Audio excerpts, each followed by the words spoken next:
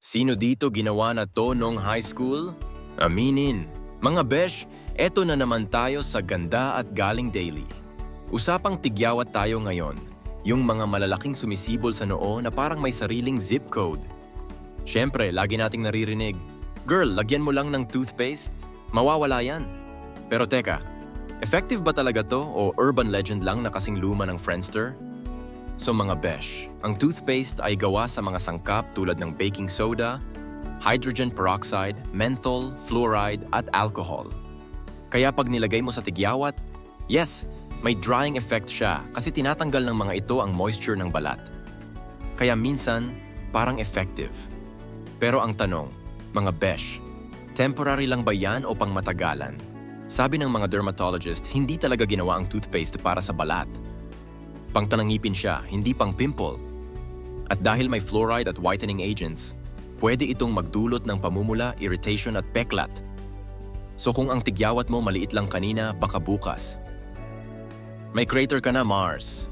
Aminin nyo, minsan ginawa nyo to, di ba? Yung may tigyawat ka, tapos maglalagay ka ng toothpaste bago matulog. Paggising mo, ayun, natuyo nga pero nagbabalat at mas mahapdi pa sa breakup.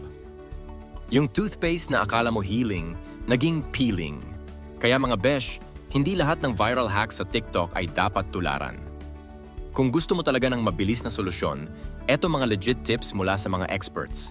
Gumamit ng benzoyl peroxide o salicylic acid spot treatment. Hugasang mabuti ang muka. Huwag yung parang nagbubura ng utang, ha? Uminom ng tubig kasi minsan dehydrated ka lang. At syempre, stop touching your face. Kung gusto mong hawakan ang mukha mo, siguraduhin mo munang malinis. At may consent ang pores mo. Kung tipid tips ka, pwede ka pa rin mag-DIY pero with safe ingredients. Honey at cinnamon. Natural antibacterial. Green tea compress. Pampakalma ng skin. Aloe vera gel. Pampatuyo pero gentle. Yan ang mga hacks na hindi mag-iiwan ng peklat. Unlike si toothpaste na mahilig mang-ghost ng tigyawat pero mag-iiwan ng trauma. So mga kabeshi, malinaw na, ang toothpaste, pang ngipin, hindi pang pimple. Effective siya pang alis ng bad breath pero hindi sa bad skin. Kaya next time na magkatigyawat ka, huwag basta lagay ng kung ano-ano. Pumili ng science-backed at skin-friendly remedy. At syempre, kung gusto mong maging clear-skinned at clear-minded, like share at follow mo na ang ganda at galing.